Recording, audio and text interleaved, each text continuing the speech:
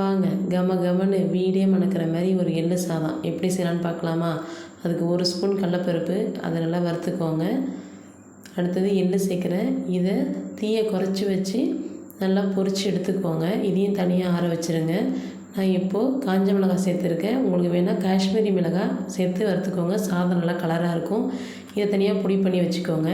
இப்போ ஒரு கடாயில் நல்லெண்ணெய் சேர்த்து காஞ்ச மிளகாய், கடுகு பொரிஞ்சதுக்கப்புறம் உளுத்தம் பருப்பு சேர்த்துக்கோங்க.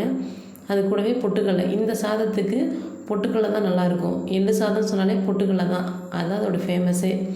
இப்போ இதில் கருவேப்பிலை, பெருங்காயத்தூள் சேர்த்துக்கோங்க. தேவையான அளவு உப்பு சேர்த்துட்டு இப்போ சாதத்தையும் சேர்த்து நம்ம ரெடி பண்ணி வச்சுருந்தோம்ல பொடி, அதையும் சேர்த்து கிளறி இறக்குங்க. ரொம்ப சூப்பராக இருக்கும். நீங்கள் சாதம் கலராக வேணால் காஷ்மீரி மிளகாய் சேர்த்துக்கோங்க. சாதம் நல்லா கலராக இருக்கும். சேனல் பிடிச்சிருந்தா சப்ஸ்கிரைப் பண்ணுங்கள். நன்றி.